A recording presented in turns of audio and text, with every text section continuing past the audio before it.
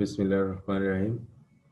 প্রিয় শিক্ষার্থীবৃন্দ, জাতীয় বিশ্ববিদ্যালয় কর্তৃক পরিচালিত অনলাইন ক্লাস কার্যক্রমে তোমাদের স্বাগতম জানাচ্ছি। আমি Mohammad Sakhawat Hossain, assistant professor, department of marketing, Dania university college.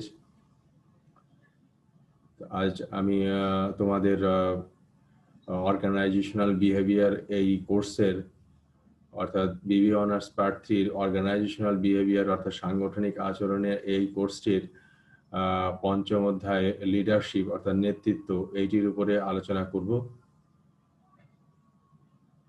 তো আলোচনা শুরুতে তোমাদের মঙ্গল কামনা করছি এবং তোমরা আশা করছি তোমরা ভালো আছো, সুস্থ আছো এবং ঠিকমতো পড়াশোনা করছো, এটা কামনা করি।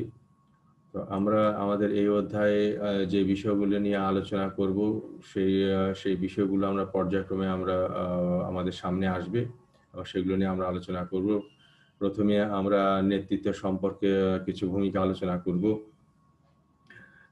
এই নেতৃত্বের বিষয়টি আমরা যারা সমাজবদ্ধ যারা মানুষ আছি তাদের কাছে একটা চিরায়ত ধারণা। এটি অতি প্রাচীন সময় থেকে এটা চলে আসছে এবং মানুষ যে সমাজবদ্ধভাবে বসবাস করে, সমাজবদ্ধতার যে বিষয়টি সমাজে রয়েছে তার পিছনে নেতৃত্বর অত্যন্ত গুরুত্বপূর্ণ ভূমিকা রয়েছে এবং এই সমাজবদ্ধতার জন্য অবশ্যই কোনো ব্যক্তি বা কোনো গোষ্ঠী বা দল অবশ্যই নেতৃত্ব দিয়েছে এবং এই নেতৃত্বের কারণে আমরা সমাজবদ্ধ হতে পেরেছি এবং ধীরে ধীরে আজকের পর্যায়ে আমরা আসতে পেরেছি।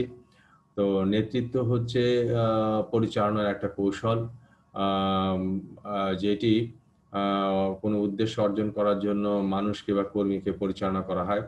অর্থাৎ এই কৌশলের মাধ্যমে কোনো উদ্দেশ্য অর্জন করার জন্য কোনো মানুষকে পরিচালনা করা হয় অথবা কর্মীদেরকে পরিচালনা করা হয়। অর্থাৎ নেতৃত্ব হচ্ছে একটা কৌশল।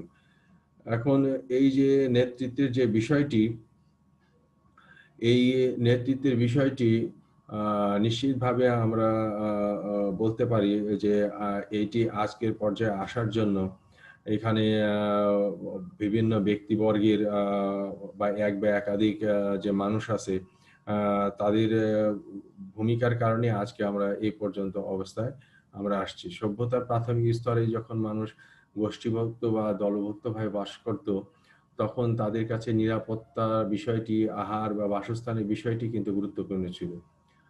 তখন যারা নেতৃত্ব দিত তারা এইটাকে কেন্দ্র করে নেতৃত্ব দিত।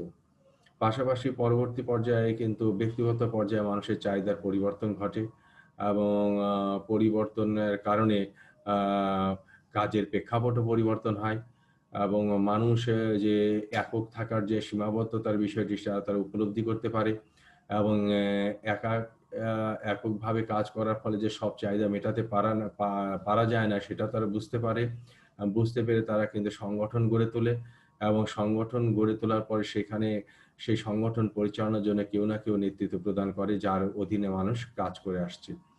তো এই যে সংগঠনের ক্ষেত্রে যিনি নেতৃত্ব দেন তাকে আমরা নির্বাহী বা ব্যবস্থাপক বা সংগঠক আমরা বলে থাকি এবং তিনি একজন সংগঠকের বা নির্বাহীর পদমর্যাদা ভোগ করে থাকেন। এইভাবে সামাজিক ক্ষেত্রে বা সংগঠনের ক্ষেত্রে বিভিন্ন ব্যক্তি বা ব্যবস্থাপকরা নেতৃত্ব প্রদান করে থাকে। আর সমাজের ক্ষেত্রে সাধারণত যারা বয়োজ্যেষ্ঠ বিজ্ঞ তারাই নেতৃত্বে অংশগ্রহণ করেন। সংগঠনের ক্ষেত্রেও কিন্তু এটা ব্যতিক্রম নয়। সংগঠনে যারা নেতা রয়েছেন তাদের পদমর্যাদা ও দায়িত্ব থাকে এবং তাদের অধস্তনদের কাছে গ্রহণযোগ্যতার বিষয়টি থাকে। সেই ক্ষেত্রে নেতা হওয়ার জন্য তাদেরকে অবশ্যই কিছু অতিরিক্ত গুণ বা যোগ্যতা থাকতে হয়, যাকে তাদের অন্যদের থেকে আলাদাভাবে চিহ্নিতকরণ করে এবং তাদের যে যোগ্যতার বিষয়টি তারা কর্মীরা এটা মেনে নেয় এবং তাদের নেতৃত্বকে তারা ভালোভাবে দেখে এবং তাদের কর্মে উৎসাহিত করে এবং তারা নিজেরা নেতার নেতৃত্বে কাজে তারা অংশগ্রহণ করে। তো এই হলো নেতৃত্বের বিষয়টি। তো এখন আমরা আসবো যে নেতৃত্ব কাকে বলে।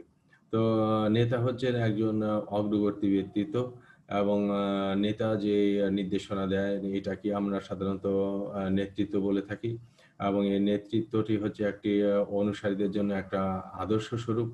অর্থাৎ নেতা যে নেতৃত্ব দিচ্ছেন এটা অনুসারীরা তাকে আদর্শ হিসাবে মেনে তারা কাজ করে এবং নেতার যে কাজ সেটার উপর ভিত্তি করে একটি দল বা সংগঠন তাদের লক্ষ্য অর্জনের উদ্দেশ্যে অগ্রসর হয়। তো আমরা বলতে পারি যে নেতৃত্ব হলো প্রাতিষ্ঠানিক লক্ষ্য অর্জনের জন্য অধীনস্থ যারা লোক রয়েছে তাদের পরিচালনা করা এমন একটি কৌশল যা দলীয় সদস্যরা তাদের সম্ভব সর্বাধিক সামর্থ্য অনুযায়ী নির্দিষ্ট লক্ষ্য অর্জনে সচেষ্ট থাকে। অর্থাৎ নেতৃত্ব একটা কৌশল, যে কৌশল প্রয়োগের মাধ্যমে যারা কর্মী আছেন তাদেরকে কাজ করানো যায়, বা কর্মীরা এই কৌশলের কারণে তাদের সামর্থ্য অনুযায়ী প্রতিষ্ঠান লক্ষ্য অর্জনে সবচেয়ে বেশি সচেষ্ট হয়ে থাকেন। এই নেতৃত্ব সম্পর্কে কিথ ডেভিস যে কথাটি বলেছেন সেটা হলো এরকম যে নেতৃত্ব হলো উদ্দেশ্য অর্জনের নিমিত্তে অন্য লোকদের স্বতঃস্ফূর্তভাবে উৎসাহিত ও সাহায্য করার একটি প্রক্রিয়া। অর্থাৎ মূলত হলো লক্ষ্য অর্জনের বিষয়টি, এবং নেতৃত্ব হলো একটা কৌশল যেটি দিয়ে আমরা অন্য লোককে স্বতঃস্ফূর্তভাবে কাজে আমরা উৎসাহিত করতে পারি বা তাদেরকে সাহায্য করা কাজটি আমরা করতে পারি। এরকম একটি প্রক্রিয়া হলো নেতৃত্ব। তো নেতৃত্ব হওয়ার জন্য এর কতগুলো আ বৈশিষ্ট্য বৈশিষ্ট্য থাকবে। অর্থাৎ এই কৌশলে কতগুলো বৈশিষ্ট্য আছে, এবং বা নেতৃত্বের কিছু প্রকৃতি বা ধারণা আছে সেটি নিয়ে আমরা এখন আলোচনা করব। আ আমরা জানি যে নেতার প্রকৃত কাজ হচ্ছে অনুসারীদেরকে পরামর্শ দেওয়া বা নির্দেশনা দান করা। অর্থাৎ তিনি একজন পরামর্শক হিসেবে কাজ করবেন, এবং পাশাপাশি তিনি একজন পথপ্রদর্শক এবং কর্মীদের জন্য একজন সহযোগী ব্যক্তিত্ব হবেন। তো এই ক্ষেত্রে আমরা আ নেতৃত্বের যে প্রকৃতি বা বৈশিষ্ট্যগুলো আমরা লক্ষ্য করি, তার ভিতরে ১ম একটি হচ্ছে সেটা হলো নেতৃত্ব একটি দক্ষতা। অর্থাৎ নেতৃত্ব সাধারণত ব্যক্তি, দল বা সংগঠনকে তাদের উদ্দেশ্য অর্জনের জন্য চালিত করে, এবং নেতৃত্ব এমন এক ধরনের দক্ষতা যেটির মাধ্যমে নেতা ব্যক্তি, দল বা সংগঠনের উদ্দেশ্য অর্জনের জন্য তাদেরকে সহায়তা হিসাবে কাজ করে থাকে। দ্বিতীয় যে বিষয়টা হলো আসছে সেটা হলো নেতৃত্ব হলো একটা প্রক্রিয়া। আমরা আ জানি যে আ আ নেতৃত্ব হলো কার্য সম্পাদন করার জন্য অন্যকে নির্দেশনা দেওয়া বা তাকে সহযোগিতা করা বা প্ররোচিত করা। এই প্রক্রিয়াটাই হলো নেতৃত্ব। এবং ব্যবস্থাপক কি করেন? তিনিও কিন্তু সংগঠনের নেতৃত্ব প্রদান করেন। তিনি কর্মীদেরকে কে কি কাজ করবে, কিভাবে কাজ করবে, এবং তারা কিভাবে কাজ করবে এই ব্যাপারে তাদের দিক নির্দেশনা দেয়, এবং সে অনুযায়ী তাদেরকে কাজ করিয়ে নেয়। সেজন্য নেতৃত্ব একটি প্রক্রিয়া। আ নেতৃত্বের মধ্যে প্রক্রিয়াটি থাকবে। এবং তৃতীয় যে বিষয়টা আসে সেটা হলো অনুসারীর উপর প্রভাব। আ নেতার অনুসারী থাকবে, আ এবং তাদের উপর প্রভাব খাটানোর ক্ষমতা নেতার অবশ্যই থাকবে। তো নেতৃত্বের মধ্যে এটি একটি অম অন্যতম বৈশিষ্ট্য, এবং আ এই যে প্রভাব যে খাটাবে, ক্ষমতা খাটাবে, সেটির উৎস হিসাবে নেতার পুরস্কার দানের ক্ষমতা থাকবে। তার কর্মীদের কাছ থেকে কাজ আদায় করে নেওয়ার ক্ষমতা থাকবে। প্রতিষ্ঠানের কাজ করার জন্য আইন প্রয়োগের ক্ষমতা থাকবে। আ এবং বিশেষজ্ঞতা জনিত তার কিছু ক্ষমতা থাকবে। এবং অনুসারীরা এই নেতার যে চিন্তা শক্তি, এই চিন্তা শক্তির উপর ভিত্তি করে কিন্তু তারা কাজ করবে। এরপর আছে সেটা হলো যে আন্তঃব্যক্তিক আ আ সম্পর্কের প্রক্রিয়া। নেতৃত্বরা সাধারণত দলের সদস্য এবং তার ভিতরে একটা যৌথ ক্রিয়ার মাধ্যমে এই কাজগুলো হয়। নেতা তার নিজের ব্যক্তিগত আচরণ নিয়ন্ত্রণ করে সংগঠনের উদ্দেশ্য অর্জনের সাথে তিনি সম্পৃক্ত হন, এবং সদস্যদেরকে তার যে আচরণ দ্বারা প্রভাবিত করেন, করে তার সাথে সম্পর্ক তৈরি করেন, এবং প্রতিষ্ঠানের কার্য সম্পাদনের প্রচেষ্টা চালান। এরপরে যেটা আসে সেটা হলো নৈপুণ্য প্রয়োগের ক্ষমতা। নেতার অবশ্যই পর্যবেক্ষণ, সমীক্ষা এবং অভিজ্ঞতার ভিত্তিতে আ তাকে ক্ষমতা প্রয়োগের একটা নৈপুণ্য থাকতে হবে। আ তাকে মানুষের আচরণ নিয়ন্ত্রণের ক্ষমতা থাকতে হবে। আ এবং পাশাপাশি তার ক্ষমতা প্রয়োগেরও দক্ষতা থাকতে হবে। তাহলে সেটা হবে নেতৃত্ব। এরপরে যে বিষয়টি আসছে সেটা হলো আ যে কার্য পরিবেশ সৃষ্টি। আ নেত নে নেতৃত্বের আরো একটি বৈশিষ্ট্য হলো যে প্রতিষ্ঠানের কর্মীদের মধ্যে স্বতঃস্ফূর্তভাবে যাতে কর্মীরা স্বপ্রণোদিত হয়ে কাজ করে, এই ধরনের মানে পরিবেশ সৃষ্টি করার দায়িত্ব হচ্ছে নেতার, এবং একজন সফল নেতা এই কাজটি সে গুরুত্ব সহকারে করতে পারবে। এরপর যে বিষয়টি আসছে সেটা হলো যে নেতৃত্ব প্রভাবিত করার অনুপম গুণাবলী। অর্থাৎ আ আ নেতৃত্ব ও বিষয়টি এমন যে সে আ তার ওর সাথে যে লোকজন থাকবে, কর্মী থাকবে, বা তার যারা অনুসারী থাকবেন, তাদেরকে তিনি প্রভাবিত করতে পারবেন।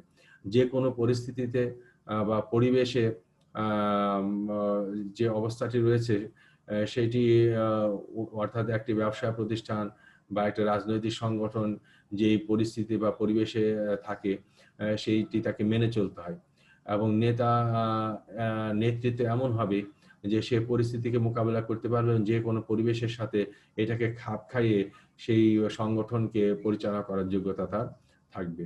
নেতৃত্বের এই যোগ্যতাটি থাকবে। এরপরে যে বিষয়টি আছে সেটা হলো আনুগত্য লাভের ক্ষমতা। আ নেতা যে গ্রুপের বা ব্যক্তিদের উনি নেতৃত্ব দিবেন, আ সেই ব্যক্তি বা গ্রুপের মানে সদস্যরা যে তার প্রতি যাতে আনুগত্য থাকে, এই ধরনের আনুগত্য ক্ষমতাও তার নেতৃত্বে থাকতে হবে। এটি নেতৃত্বের আরেকটি বৈশিষ্ট্য।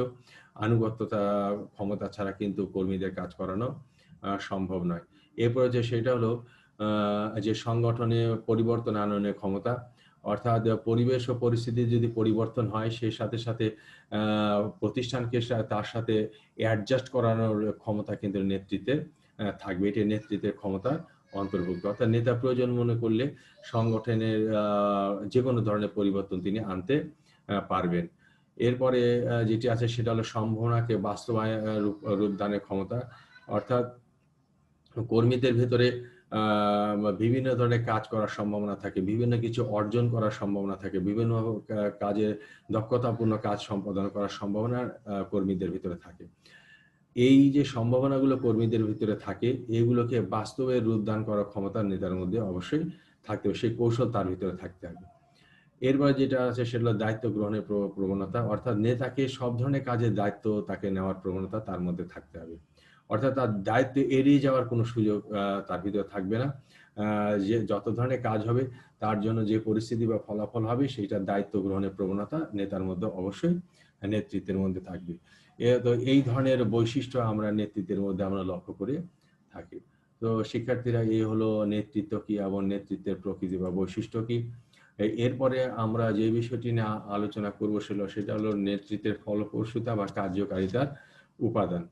তো এখানে যে বিষয়টি আমরা আলোচনা করব সেটা হলো যে নেতা যে সফলতা অর্জন করে সে কিন্তু অনুসারীদের উপর ভিত্তি করে সফলতা অর্জন করে।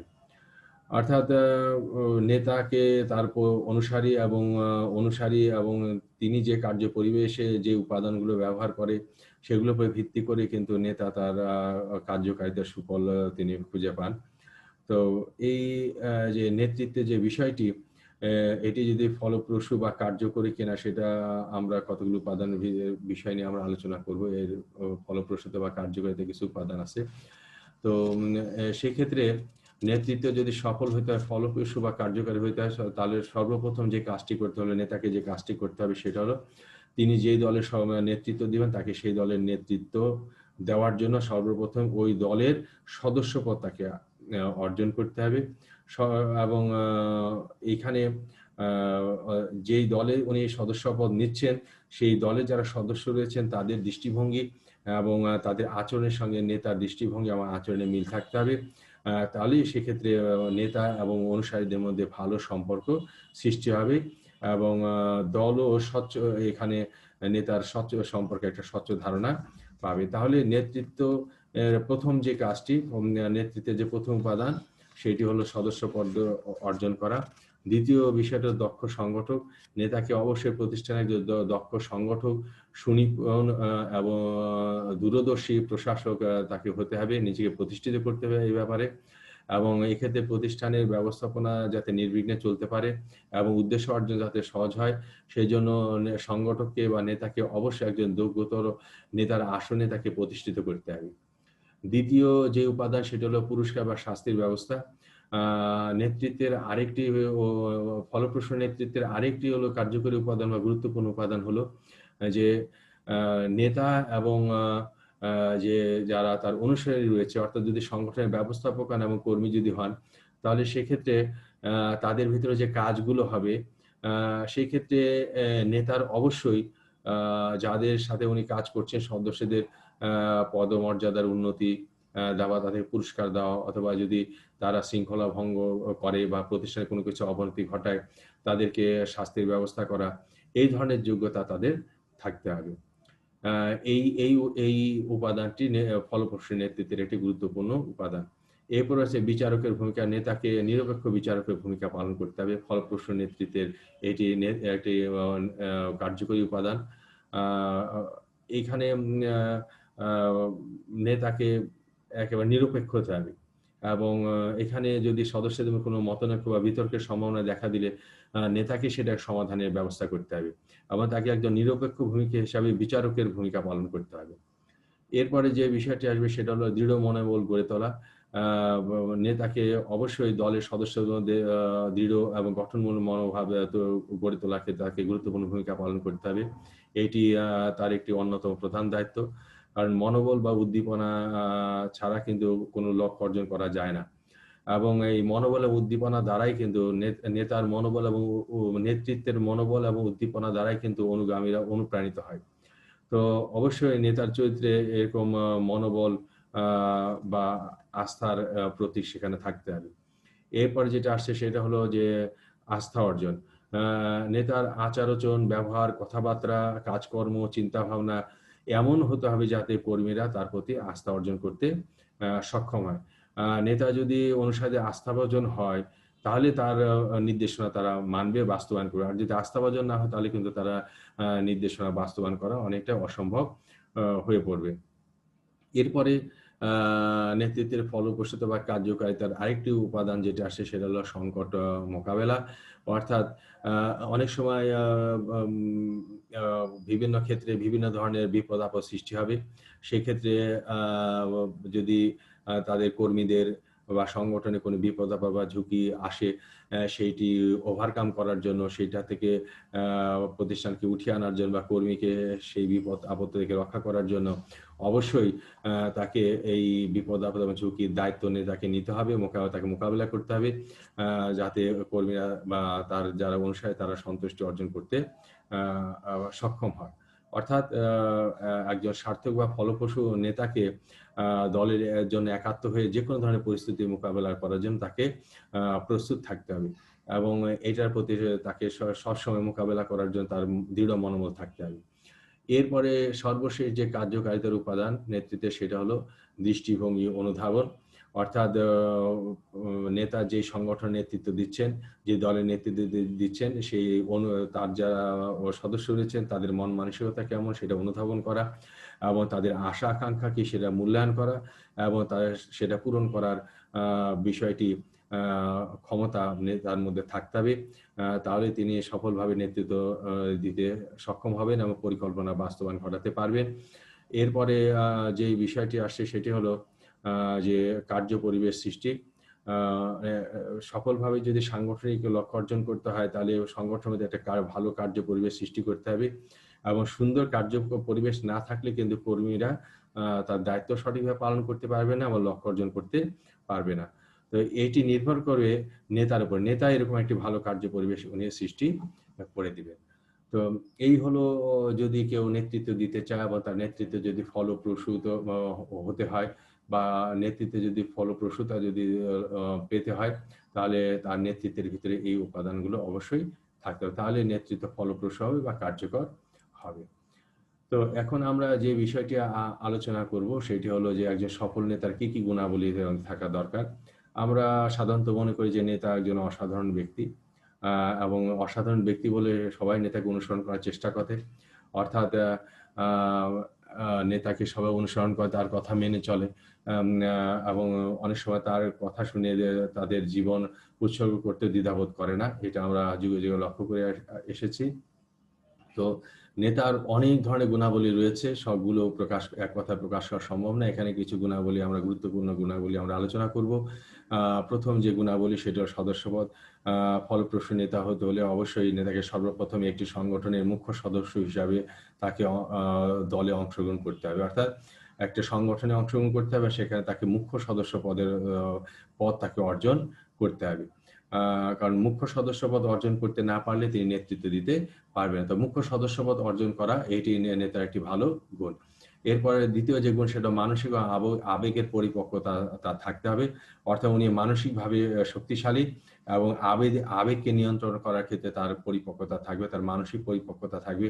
যেকোনো পরিস্থিতিতে তিনি তার মানসিক অবস্থাকে স্থির রেখে বিচার বিশ্লেষণ করে সিদ্ধান্ত নিতে পারবেন এবং আবেগের বিষয়টিকে তিনি নিয়ন্ত্রণ করতে পারবেন এবং যৌক্তিক সিদ্ধান্ত তিনি গ্রহণ করতে পারবেন।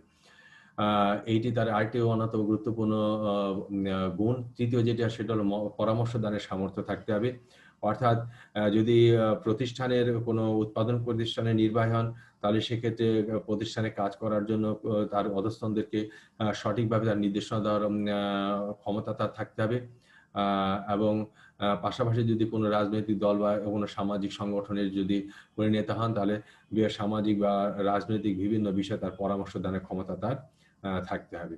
এরপরে যে গুণটি হলো সেটা হলো অনুগামীদের সম্পর্কে ধারণা। সেই যে দলের বা যে গোষ্ঠীর বা আ যেই প্রতিষ্ঠানে উনি নেতৃত্ব দিচ্ছেন, সেখানে যারা কাজ করেন বা তার যারা অনুসারী আছে, তাদের মনোভাব, ধ্যান ধারণা, আশা আকাঙ্ক্ষা, মূল্যবোধ, আশা, দুর্বলতা, সবলতা, আদর্শ ইত্যাদি বিষয় গভীরভাবে তাকে জানতে হবে। এরপরে যে সমালোচনা গ্রহণের ইচ্ছা, নেতা যিনি হবেন তার যেমন সুনামও হবে, তেমনি তার সমালোচনা হবে এবং বিভিন্ন পক্ষ তার সমালোচনা করবে। এই সমালোচনা মেনে নেওয়ার মতো যোগ্যতা তার থাকতে হবে। এটি তার একটি অ অ অন্যতম গুণ। এবার হচ্ছে চারিত্রিক ন্যায়পরায়ণতা। এরপরে যে গুণের কথা বলা হচ্ছে সেটি হলো যে নেতা অবশ্যই চারিত্রিকভাবে উনি দৃঢ় আ আ চরিত্র অধিকারী হবেন। তিনি তার ভালো মন মানসিকতা থাকবে। তিনি আ অধীনস্থ কর্মীদের চরিত্র গঠনে উৎসাহিত করবেন এবং তিনি ন্যায় চরিত্রের অধিকারী হবেন, ন্যায়পরায়ণ হবেন, তিনি নীতিবান হবেন এবং সৎ হবেন। এইটি হলো সফল নেতার একটি গুণ। এরপরে হচ্ছে প্রবর্তনের ক্ষমতা। আ প্রতিষ্ঠান যে পরিবেশে থাকে সেখানে প্রতিনিয়ত পরিবেশ পরিবর্তিত হচ্ছে। সেই পরিবর্তিত পরিবেশের সাথে প্রতিষ্ঠানকে আ সমন্বয় করা, আ নতুন পরিবেশের পরিবর্তনকে প্রতিষ্ঠানের মধ্যে প্রবর্তন করা, এই ধরনের ক্ষমতা অবশ্যই নেতা বা যে নির্বাহী থাকবে। এরপরে অর্থাৎ তার সৃজনশীল এবং সৃজনশীল মেধা তার থাকবে। এরপর হলো যে বিষয়টি আসছে সেটা হলো যে যোগাযোগের নৈপুণ্য।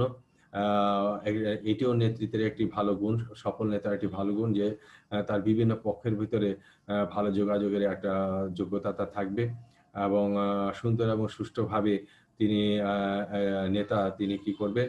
বিভিন্ন পক্ষের সাথে তিনি আ বিভিন্ন বিষয় সম্পর্কে তিনি যোগাযোগের ভালো একটা আ পরিস্থিতি সৃষ্টি করতে পারবেন এবং যোগাযোগ করার জন্য যে আধুনিকতম কলাকৌশল গুলা রয়েছে সেগুলো তার ব্যবহার করা তার যোগ্যতা থাকবে এবং তিনি যোগাযোগের জন্য নেতাকে অবশ্যই মিশুক স্বভাবের হতে হবে। এটি সফল নেতার একটি অন্যতম গুণাবলী হবে।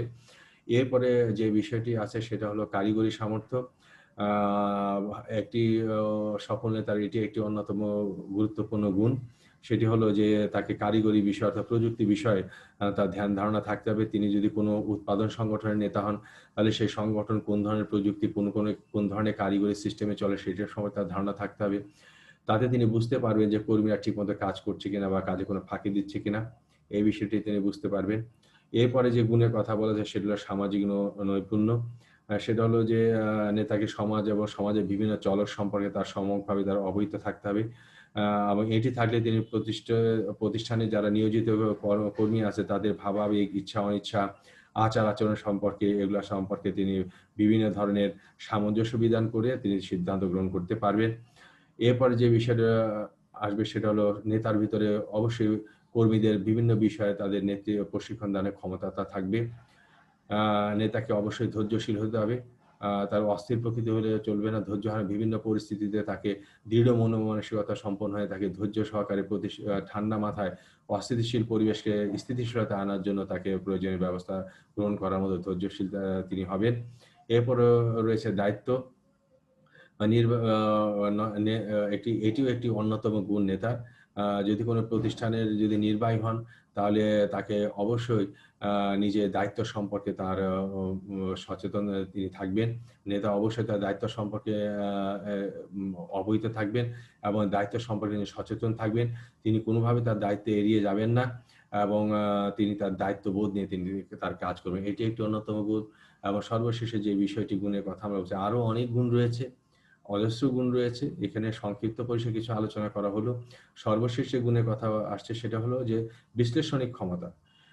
বিভিন্ন সমস্যা সম্পর্কে বিচার বিশ্লেষণ করার এবং সুষ্ঠু সিদ্ধান্ত গ্রহণ করার ক্ষমতা অবশ্যই নেতার মধ্যে থাকবে।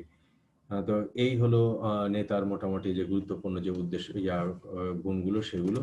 এবং একজন যদি কোনো ব্যক্তি যদি সফল নেতা হতে চায়, তাহলে তবে অবশ্যই তার ভিতরে এই গুণগুলো থাকতে হবে।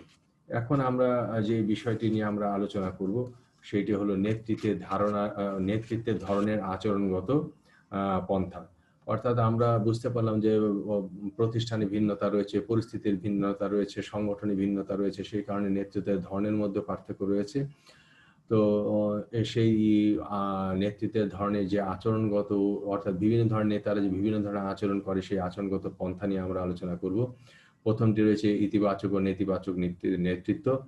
এটি ডগলাস এম ম্যাকগ্রেগর যিনি, উনি এই তত্ত্বটি এক্স এবং ওয়াই তত্ত্বের মাধ্যমে এই বিষয়টি তুলে ধরেছেন।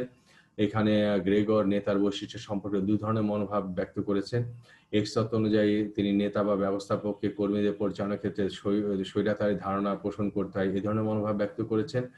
এবং এই তত্ত্ব অনুযায়ী এখানে বোঝানো হয় যারা শ্রমিক বা কর্মচারী বা লোক যারা আছে তারা কাজ করতে পছন্দ করেন না, সম্ভব হলে ওরা কাজে এড়িয়ে যান।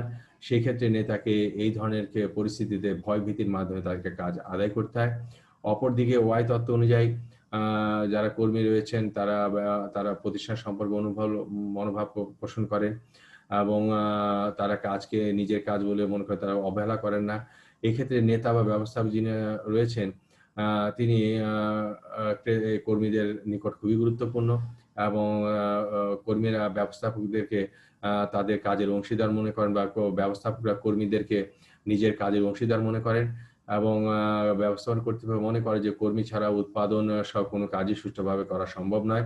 এখানে ওয়াই তত্ত্বে কর্মীদেরকে যথেষ্ট গুরুত্ব দেওয়া হয় এবং গুরুত্বের মাধ্যমে তাদের সাথে একটা যৌথ সম্পর্ক গড়ে তুলে তাদের কাজ আদায় করা হয়। এই হলো ব্যবস্থাপকদের এক্স এবং ওয়াই তত্ত্বে ব্যবস্থাপকদের ইতিবাচক এবং নেতিবাচক আচরণগত পন্থা। এরপর হচ্ছে দ্বিতীয় হলো গুণ ভিত্তিক মতবাদ। এই মতবাদটি প্রাচীন। এখানে মনে হয় ধরে নেওয়া হয় যে নেতা গড়ে ওঠে না, নেতা জন্মগ্রহণ করে। অর্থাৎ জন্মগতভাবে একজন ব্যক্তি সে নেতার গুণের অধিকারী হয় এবং এই গুণগুলো তাকে নেতা হতে সাহায্য করে।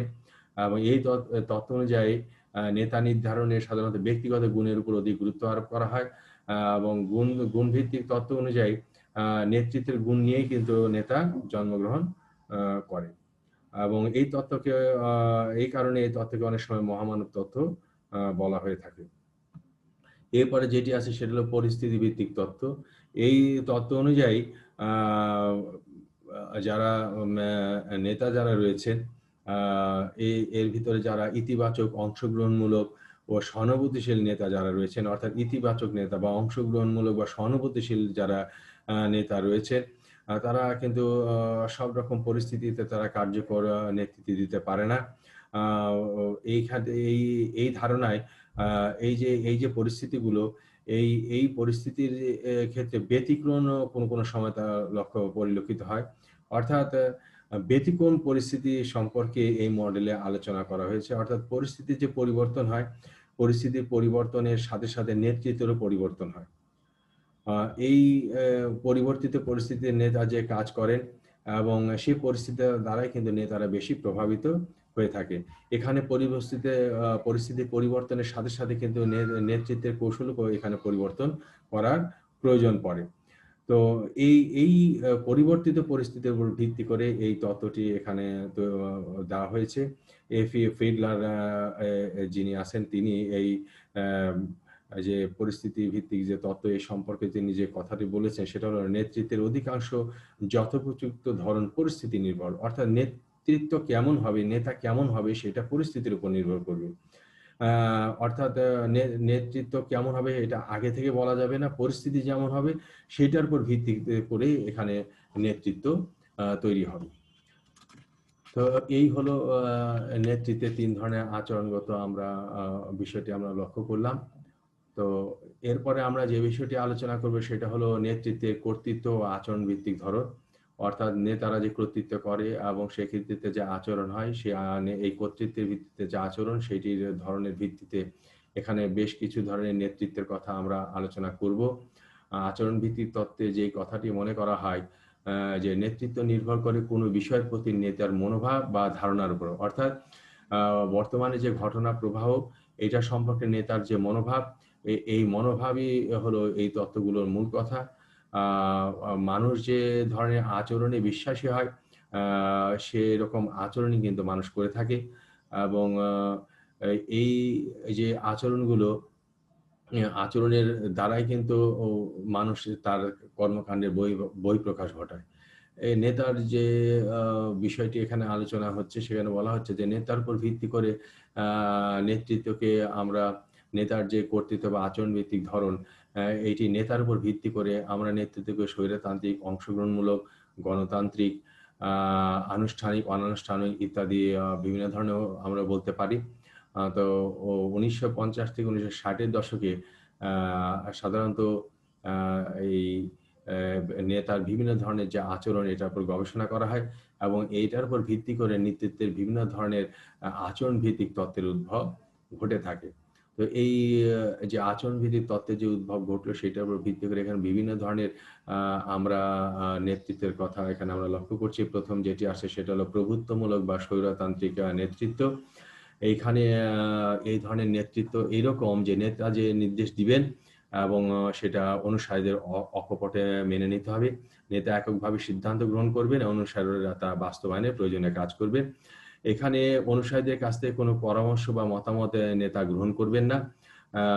আর এখানে শুধুমাত্র নেতা যা বলবে কর্মীরা সেটা মেনে সে অনুযায়ী তারা কাজ করবেন।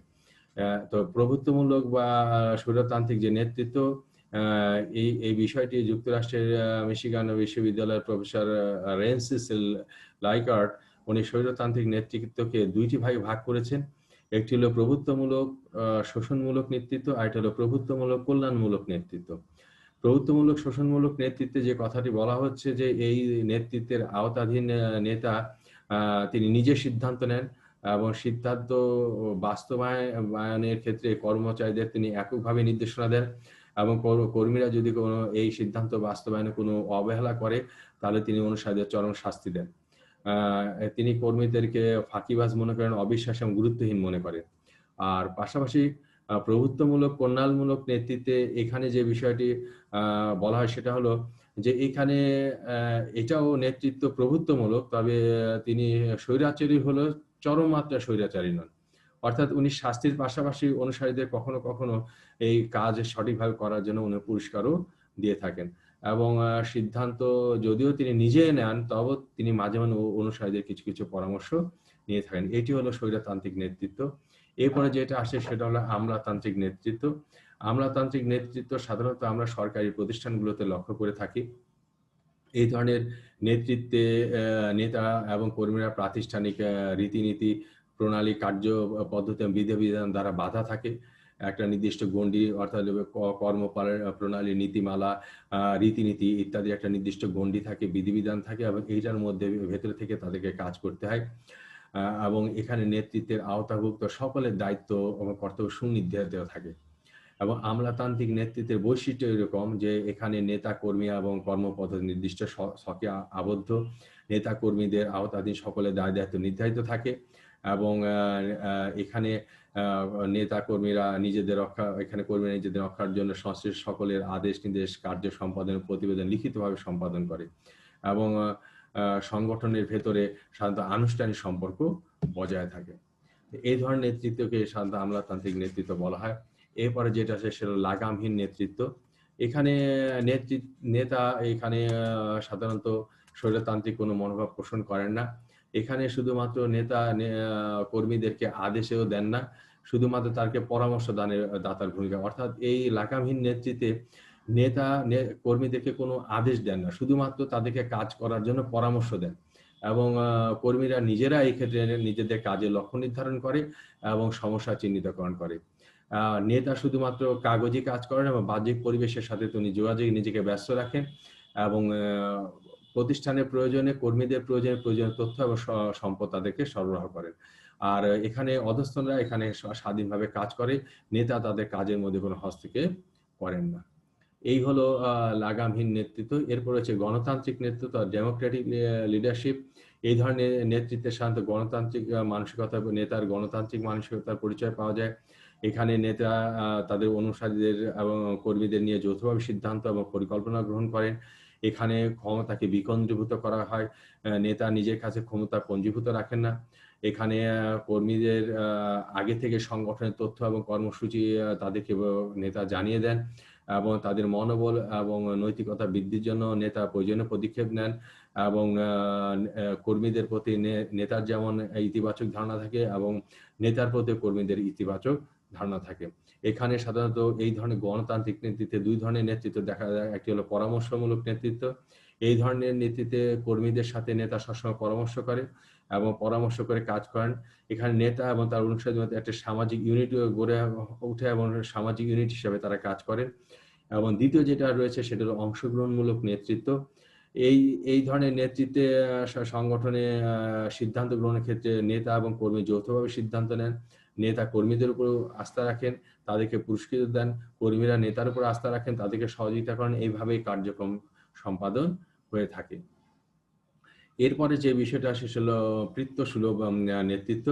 এই ধরনের নেতৃত্বে নেতা অনুসারীদের কাছে পিতৃসুলভ আচরণ, অর্থাৎ যারা নেতা হন এই ধরনের নেতৃত্বে, তারা সাধারণত অনুসারীদের সাথে পিতৃসুলভ আচরণ করে, অর্থাৎ পিতামাতার মতো আচরণ করেন আর কি।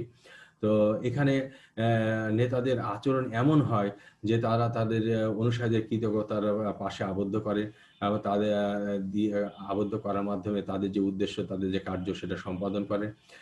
নেতা কর্মীদের অভাব অভিযোগের দৃষ্টি দেন, তাদেরকে সাহায্য করেন, তাদেরকে নিরাপত্তা প্রদানের চেষ্টা করেন এবং এইটার মাধ্যমে তাদের সাথে একটি ভালো পারিবারিক বা স্নেহমমতার পরিবেশ সৃষ্টি হয় এবং পাশাপাশি নেতারা কখনো কখনো সিদ্ধান্ত গ্রহণের ক্ষেত্রে কর্মীদের সিদ্ধান্ত গ্রহণের সুযোগ দিয়ে থাকেন। এই হলো পিতৃসুলভ নেতৃত্ব। এরপর আছে স্নায়ুতান্ত্রিক নেতৃত্ব। স্নায়ুতান্ত্রিক নেতৃত্ব বলতে যেটা বোঝানো হয় সেটা হলো যে এক্ষেত্রে নেতা যিনি হবেন তিনি কর্মীদের উপর চাপ সৃষ্টি করে এবং ঘনিষ্ঠভাবে তত্ত্বাবধান করে কাজ আদায় করবেন, অর্থাৎ তাদের উপর চাপ আদায় করবেন, চাপ দিবেন এবং পাশাপাশি চাপের পাশাপাশি উনি খেয়াল রাখবেন যে নির্দেশনা দেওয়া হয়েছিল সে অনুযায়ী তারা কাজ করছে না, কঠিনভাবে তাদের তত্ত্বাবধান তিনি করবেন, ঘনিষ্ঠভাবে তার তত্ত্বাবধান করবেন এবং নেতা সবসময় নেতৃত্ব নিজের কাছে ধরে রাখার জন্য তিনি চিন্তিত থাকবেন এবং তিনি চেষ্টা করেন যাতে আগামীকালের কাজও যাতে আজকে শেষ করে ফেলা যায়। এইভাবে তিনি স্নায়বিক চাপ সৃষ্টি করবেন এবং তাদের কাছ থেকে কাজ আদায় করবেন। এক্ষেত্রে অনেক সময় নেতা কর্মীদের মধ্যে তিক্ত সম্পর্ক সৃষ্টি হতে পারে। এরপর হচ্ছে কর্মকেন্দ্রিক নেতৃত্ব। এই নেতৃত্বের ধরনটি এরকম যে এখানে নেতৃত্ব যিনি দিবেন তিনি উৎপাদনের উপর বেশি গুরুত্ব দিবেন এবং সমস্ত কর্মকাণ্ড উৎপাদনকে কেন্দ্র করে সাংগঠনিক কাঠামো তিনি তৈরি করবেন। এটাকে কর্মকেন্দ্রিক নেতৃত্ব বলা হয়। এখানে কর্মীদের তেমন একটা গুরুত্ব আরোপ করা হয় না। নেতা সব সময় কর্মীদের কাজে ব্যস্ত রাখেন, কর্মীদের কাজের অনুপাতে তাদের মূল্যায়ন করেন। কর্মীদের বিষয় শুধুমাত্র তিনি যান্ত্রিক বা প্রযুক্তি ভিত্তিক উৎপাদন ব্যবস্থার মাধ্যমে তাদের কাজে নিয়ে কাজ করিয়ে সফলতা লাভ করতে চান। এই হলো কর্মকেন্দ্রিক নেতৃত্ব। এরপর হচ্ছে কর্মী কেন্দ্রিক নেতৃত্ব। এই নেতৃত্ব এরকম যে এখানে উৎপাদনের চেয়ে কর্মীদের সুযোগ সুবিধার দিকে বেশি গুরুত্ব দেওয়া হয়। এখানে কর্মীদের আগে প্রয়োজন মিটিয়ে তারপরে তাদের দিয়ে কাজ করিয়ে নেওয়া হয়, অর্থাৎ কর্মী কেন্দ্রিক নেতৃত্বে এখানে কর্মীদের বেশি প্রাধান্য দেওয়া হবে। কর্মীরা শিক্ষিত এবং দক্ষ হলে যদি দক্ষ হয় তাহলে এই ধরনের নেতৃত্ব ফলপ্রসূ প্রমাণিত হবে। এই ধরনের নেতৃত্বে নেতা কর্মীদের প্রয়োজন কি সেটার প্রতি তিনি দৃষ্টি রাখেন। নেতা কর্মীদের জন্য একটি ভালো কার্য পরিবেশ তৈরির জন্য তিনি প্রয়োজনীয় ব্যবস্থা গ্রহণ করে থাকেন। তো যিনি কর্মী কেন্দ্রিক নেতৃত্ব দেন তিনি কর্মীদের মানবিক দিক দিয়ে সবসময় বিবেচনায় রাখেন, ফলে কর্মীদের সাথে তার সম্পর্ক ভালো হয়। এই ক্ষেত্রে যে নেতা যেহেতু কর্মীদের প্রয়োজনের দৃষ্টি রাখেন, ফলে কর্মীরা নিশ্চিতভাবে সন্তুষ্ট চিত্রে তারা সংগঠনে কাজ করতে পারে এবং এখানে নেতা এবং কর্মীদের মধ্যে একটি ভালো সম্পর্ক কর্মী কেন্দ্রিক নেতৃত্বে তৈরি হয়ে থাকে। এরপর যেটি রয়েছে সেটা হলো মোহনীয় নেতৃত্ব। এই ধরনের নেতৃত্ব এমন যে এখানে নেতার আচরণ যেটা মোহনীয় বা অনুকরণীয় হয়ে থাকে, বা এই ধরনের ক্ষমতা, মোহনীয় ক্ষমতা নেতার ভিতরে থাকে, যেটার দ্বারা মোহিত হয়ে কর্মীরা কাজে উদ্দীপনা পায় এবং নেতার এ ধরনের আচরণ, মোহনীয় আচরণ বা অনুকরণীয় আচরণের দ্বারা মোহিত হয়ে সাধারণত তার প্রতি অনুগত থাকে। সাধারণত ধর্মীয় বা রাজনৈতিক নেতারা এই ধরনের ক্ষমতার অধিকারী হয়ে থাকেন এবং এই ক্ষেত্রে ব্যক্তিরা, বিশেষ করে ধর্মীয় নেতাদের ক্ষেত্রে, তারা যা বলেন সেটা তারা একেবারে নির্দ্বিধায় মেনে নেন এবং তাদের নির্দেশ অনুযায়ী তারা কাজ করেন। এই গেল মোহনীয় নেতৃত্ব। এবার হচ্ছে নেতৃত্বের বৈশিষ্ট্য ভিত্তিক তত্ত্ব। আরেক ধরনের নেতৃত্ব রয়েছে। এই নেতৃত্বের এই তত্ত্বের প্রবক্তা হচ্ছেন চেস্টার আই বার্নার্ড এবং অরদয়া টিয়েড। উনি এই তত্ত্বটির ওনারা দুজন মিলে এই তত্ত্বটি তৈরি করেছেন বা এই তত্ত্বটি দিয়েছেন। এই তত্ত্বটি অত্যন্ত প্রাচীন। 1930 সাল থেকে 1950 সাল পর্যন্ত এই তত্ত্বের উপর নানাবিধ সমীক্ষা হয়েছে। অবশ্য 1950 সালের পরে এই ধরনের পরে নেতৃত্বের যে ধারণা পরিবর্তিত হয়ে থাকে, সেইটির হওয়ার ফলে এই যে তত্ত্ব সেটি বাদ পড়ে যায়। এই নেতৃত্বের বৈশিষ্ট্য ভিত্তিক তত্ত্বের যে মূল প্রতিপাদ্য বিষয় সেটি হলো নেতা জন্ম লাভ করে, নেতা গড়ে তোলা যায় না। অর্থাৎ একজন নেতার কিছু গুণাবলী থাকবে, তার শারীরিক গুণাবলী থাকবে, তার স্নায়বিক গুণাবলী থাকবে, তার নির্দেশনামূলক মনোভাব থাকবে, সে স্নেহভাবাপন্ন, বন্ধুত্ব সম্পন্ন হবে, তার কারিগরি জ্ঞান থাকবে, তার বুদ্ধিমত্তা থাকবে, তার বিশ্বস্ততা থাকবে, তার সিদ্ধান্ত গ্রহণ করার ক্ষমতা থাকবে। এরকম গুণগুলো থাকবে। এগুলো বলা হচ্ছে এগুলো সাধারণত নেতা যিনি হন তিনি জন্মগতভাবে এগুলো লাভ করেন, এগুলোকে গড়ে তোলা যায় না। তো এই ধরনের নেতৃত্বকে আমরা নেতৃত্বের বৈশিষ্ট্য ভিত্তিক তত্ত্ব আমরা বলে থাকি। এরপরে যে বিষয়টি আসছে সেটা হলো পদ্ধতি 4 নেতৃত্ব তত্ত্ব। আমেরিকা যুক্তরাষ্ট্রের মিশিগান বিশ্ববিদ্যালয়ের প্রফেসর ডক্টর রেনসিস লাইকার্ট পদ্ধতি 4 যে নেতৃত্ব তত্ত্ব এটি তিনি উদ্ভাবন করেন। এই তত্ত্বের মাধ্যমে লাইকার্ট নেতৃত্বের আচরণের অনুধাবনের জন্য গুরুত্বপূর্ণ কতিপয় ধারণা ও দৃষ্টিভঙ্গির উন্নয়ন করেন। এই তত্ত্বের মাধ্যমে উৎপাদনশীলতা, সিদ্ধান্ত গ্রহণ, প্রেষণা, কর্মীদের উপর আস্থা, কার্য সন্তুষ্টি, কর্মীদের অনুপস্থিতি, ঘূর্ণায়মানতা, অপচয় ও ব্যয় ইত্যাদির আলোকে সফল নেতা ও ব্যর্থ নেতার আচরণগত পার্থক্য তিনি তুলে ধরার চেষ্টা করেন। উনি 4টি পদ্ধতির কথা বলেছেন। পদ্ধতি 1 এই পদ্ধতির মূল বক্তব্য নেতা সিদ্ধান্ত গ্রহণ করেন এবং গৃহীত সিদ্ধান্ত কর্মীদের বাস্তবায়ন করতে বাধ্য করেন। এটি এক ধরনের পদ্ধতি। দ্বিতীয় যে পদ্ধতি সেটা হলো এই ধরনের নেতৃত্বে নেতা স্বৈরাচারী, তবে উচ্চ মাত্রার স্বৈরাচারী হন না, স্বৈরাচারী হন, তবে কিছু ক্ষেত্রে কর্মীদেরকে উনি তার সিদ্ধান্তে অংশগ্রহণ করতে দেন, তাদের মতামতে কিছুটা স্বাধীনতা তিনি দিয়ে থাকেন। পদ্ধতি 3 এখানে যে কথা বলা হচ্ছে সেটা হলো যে নেতা সিদ্ধান্ত গ্রহণের ক্ষেত্রে কর্মীদের সাথে আলোচনা করে তিনি সিদ্ধান্ত নেন এবং নিয়ে তিনি বাস্তবায়নের জন্য কর্মীদের নির্দেশনা দিয়ে থাকেন। নেতা কর্মীদেরকে বিশ্বাস করেন এবং তাদের উপর আস্থা রাখেন। এবং চতুর্থ যে পদ্ধতি, এই পদ্ধতির যে কথা বলা হচ্ছে সেটা হলো যে এইটা সম্পূর্ণ গণতান্ত্রিক আচরণ। নেতা কর্মীদের উপর সম্পূর্ণভাবে আস্থা রাখেন এবং সিদ্ধান্ত গ্রহণ ও কার্য সম্পাদনে পুরোপুরিভাবে নেতা তাদের উপর নির্ভরশীল থাকেন। নেতা তাদেরকে ইতিবাচক প্রেরণা প্রদান করেন এবং এই ধরনের নেতৃত্বের সাথে দ্বিমুখী যোগাযোগ ব্যবস্থা কার্যকর থাকে। এই হলো পদ্ধতি 4 নেতৃত্ব তত্ত্ব। এরপর রয়েছে ব্যবস্থাপনা গ্রিড নেতৃত্ব তত্ত্ব। এই তত্ত্বের প্রবক্তা যিনি, এই তত্ত্ব যারা প্রদান করেছেন তিনি হলেন রবার্ট আর ব্ল্যাক এবং জেনি এস মৌটন। এই দুজন ব্যক্তি এই তত্ত্ব প্রদান করেছেন। এখানে ব্যবস্থাপনা আচরণ 2 মাত্রায়, তারা বলছেন যে ব্যবস্থাপনা আচরণ 2 মাত্রায় বিভক্ত। একটি হলো কর্মীর জন্য উদ্বেগ আর একটি হলো উৎপাদনের জন্য উদ্বেগ। এবং এই তত্ত্বের মূল বক্তব্য হলো যে নেতৃত্বকে কর্মী এবং উৎপাদন সম্পর্কে চিন্তা ও বিবেচনা করে নেতৃত্ব করবেন। অর্থাৎ যিনি নেতৃত্ব দিবেন তিনি কর্মী এবং উৎপাদন সম্পর্কে চিন্তা ভাবনা করে তিনি নেতৃত্ব প্রদান করবেন। অর্থাৎ কর্মীর জন্য তিনি চিন্তা করবেন, পাশাপাশি তিনি উৎপাদনের জন্য চিন্তা করবেন। এই ধরনের তত্ত্বে কর্মীর বিষয়টি গুরুত্ব দেওয়া হয়, কর্মীকে তার সিদ্ধান্ত গ্রহণের সাথে সম্পৃক্ত করা হয়, তাকে অংশগ্রহণ করার সুযোগ দেওয়া হয়, তাকে মূল্যায়ন করা হয়। তাকে স্বাধীনতা দেওয়া হয়, পাশাপাশি উৎপাদনের বিষয়টিও নেতাকে চিন্তা করতে হয়। উৎপাদনের মাত্রা ঠিক রাখা, উৎপাদনের মান ঠিক রাখা, উৎপাদনের লক্ষ্য ঠিক রাখা, এই বিষয়গুলো এখানে লক্ষ্য রাখা হয়। অর্থাৎ এখানে কর্মীকেও মূল্যায়ন করা হয়, পাশাপাশি উৎপাদনের বিষয়টিও মূল্যায়ন করা হয়।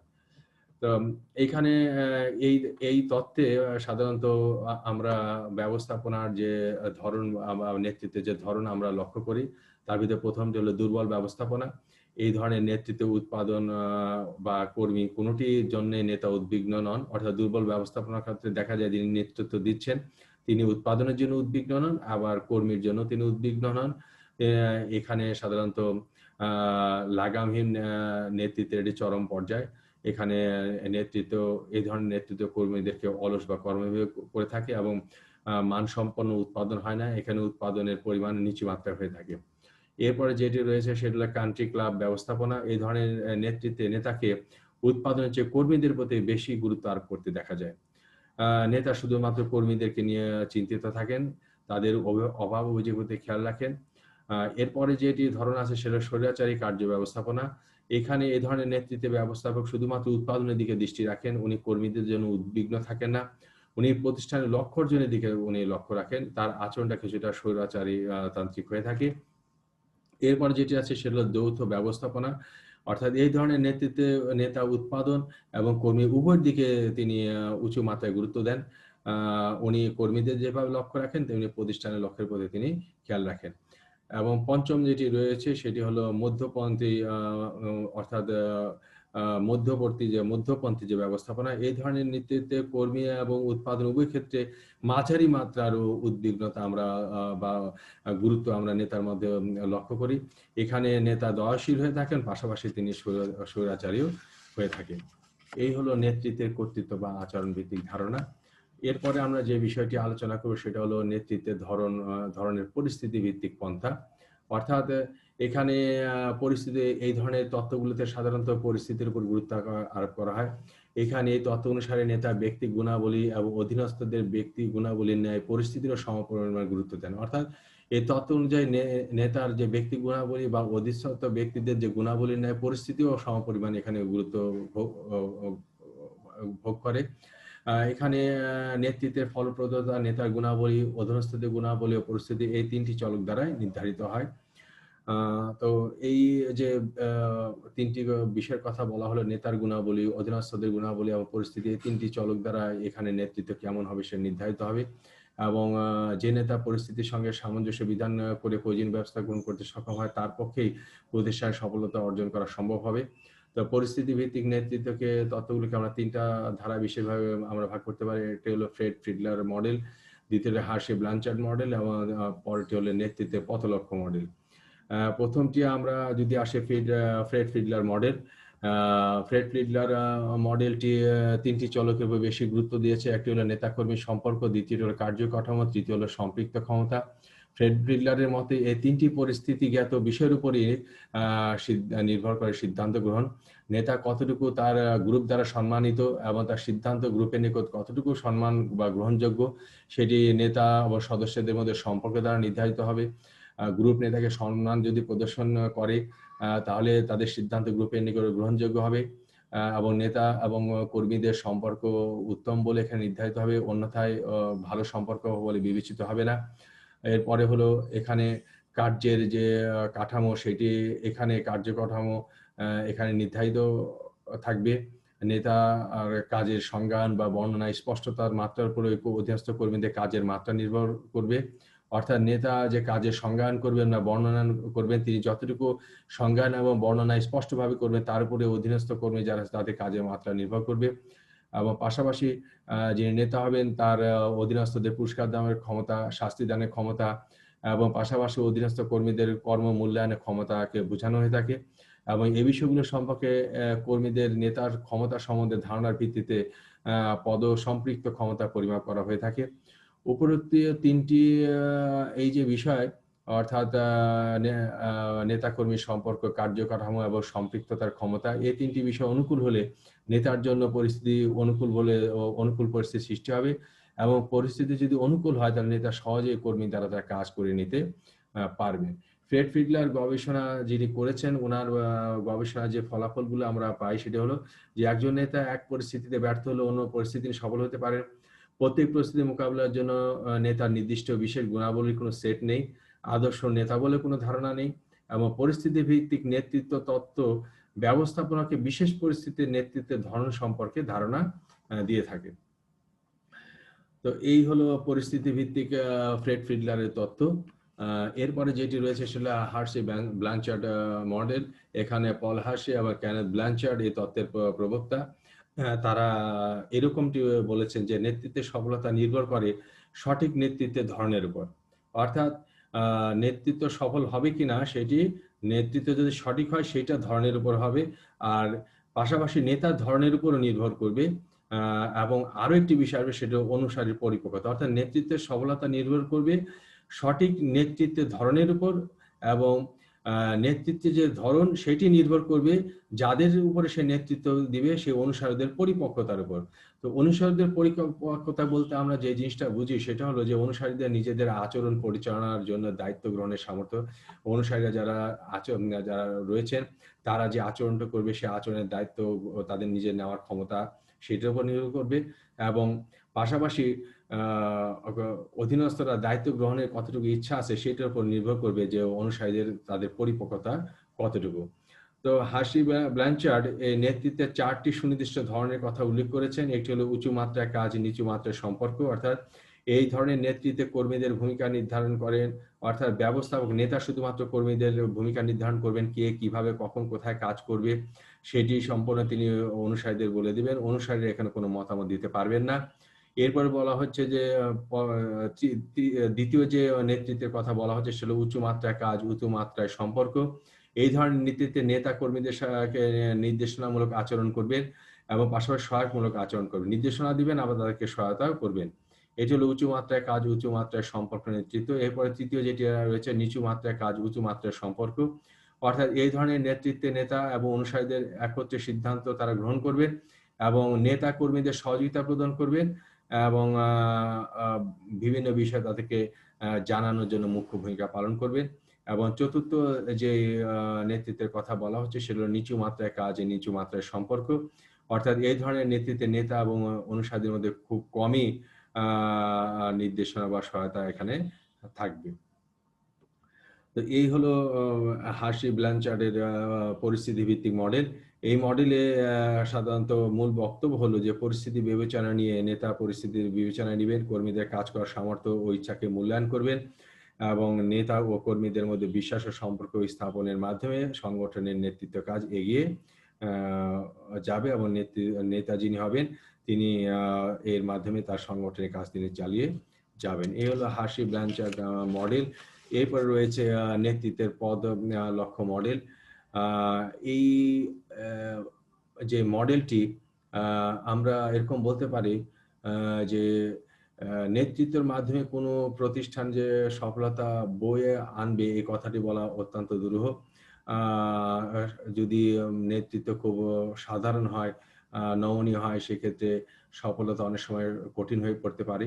সেই জন্য নেতৃত্ব ধরন হতে হয় মজবুত এবং পাশাপাশি উপযোগী। নেতা কিন্তু প্রতিষ্ঠানের লক্ষ্য অর্জনের সুনির্দিষ্ট পথ নির্ধারণ করেন। তো এই যে নেতৃত্বের পথ লক্ষ্য মডেল, এই মডেলটি সাধারণত রবার্ট জে হাউস নামে একজন ব্যক্তি এই তথ্যটি প্রদান করেছেন। এই তথ্যে তিনি কিভাবে কর্মীদের লক্ষ্য নির্ধারণ করেন, অর্থাৎ নেতা কিভাবে কর্মীদের লক্ষ্য নির্ধারণ করেন এবং তা বাস্তবায়নের প্রচেষ্টা চালান তা তিনি এই তথ্যের মাধ্যমে ব্যাখ্যা করার চেষ্টা করেছেন। তো আমরা এই নেতৃত্বের পথলক্ষ্য মডেলের বিষয়টি আমরা একটি মডেলের মাধ্যমে, অর্থাৎ এই তথ্যটি আমরা একটি মডেলের মাধ্যমে আমরা উপস্থাপন করেছি। এখানে আমরা লক্ষ্য করছি যে এখানে নেতা কর্মীর প্রয়োজন শনাক্তকরণের কাজটি প্রথমে করবেন। নেতা বা কর্মীর প্রয়োজন শনাক্তকরণ হবে প্রথমে, এরপরে উপযুক্ত লক্ষ্য প্রতিষ্ঠা হবে, অর্থাৎ প্রতিষ্ঠান কি অর্জন করতে চায়। এরপরে নেতা লক্ষ্যের সঙ্গে পুরস্কারের সংযোগে, নেতার লক্ষ্যের সাথে পুরস্কার সংযোগ স্থাপন, এই বিষয়টি থাকবে। এরপরে লক্ষ্যের দিকে কর্মীর পথ নির্ধারণে নেতা সহায়তা করবেন। কর্মীর সন্তুষ্টি ও প্রেষিত হয় এবং তারা নেতাকে গ্রহণ করে। এরকম একটি স্তর থাকবে। এরপরে কার্যফল লাভ করবে এবং সর্বশেষ কর্মী ও সংগঠন উভয় ভালোভাবে লক্ষ্যে পৌঁছবে। তো এই তত্ত্ব বিশ্লেষণ করে নেতা ২ ধরনের ভূমিকা আমরা লক্ষ্য করি। একটা লক্ষ্য প্রতিষ্ঠা করা, অর্থাৎ নেতা কর্মীরা সংগঠনের প্রয়োজন অনুধাবন করবে এবং একটি সুনির্দিষ্ট লক্ষ্য প্রতিষ্ঠা করবে তারা। এবং এই যে লক্ষ্যটি এটা স্বল্পকালীন হতে পারে, দীর্ঘকালীন হতে পারে। এই তত্ত্বে মনে করা হয় যে মানুষের আচরণ দ্বারাই লক্ষ্য নির্ধারিত হয় বা পরিচালিত হয়। মানুষ যদি এলোমেলোভাবে কাজ করে তবে লক্ষ্য অর্জনও এলোমেলো হবে। আর মানুষ যদি সুষ্ঠুভাবে কাজ করে তাহলে লক্ষ্য সুষ্ঠুভাবে অর্জিত হবে। এই হলো আ path goal model of leadership, অর্থাৎ নেতৃত্বের পথ লক্ষ্য মডেল। তো প্রিয় শিক্ষার্থীরা, আজকে এই পর্যন্তই। আশা করি তোমরা আজকে আলোচনা বুঝতে পেরেছ। তো এর জন্য তোমরা তোমাদের যে জাতীয় বিশ্ববিদ্যালয় কর্তৃক রেকমেন্ডেড যে পুস্তক রয়েছে, কিথ ডেভিস এবং এসপি রবিন্সের যে অর্গানাইজেশনাল যে বিহেভিয়ার বই রয়েছে, এটি তোমরা পড়বে। এগুলো তোমরা লক্ষ্য করবে এবং বাজারে অন্যান্য যে সমস্ত মানসম্পন্ন বই রয়েছে সেগুলো তোমরা পড়াশোনা করবে। তো আশা করি যে তোমরা এটির মাধ্যমে তোমরা সঠিকভাবে তোমাদের যে কার্যক্রম সেটা তোমরা পড়াশোনা তোমরা পরিচালনা করতে পারবে। আজকে এই পর্যন্তই। আগামী দিনে পরবর্তী ৬ষ্ঠ অধ্যায় নিয়ে তোমাদের সামনে আবার হাজির হব এই কামনা রেখে আজকের ক্লাস শেষ করছি। ধন্যবাদ।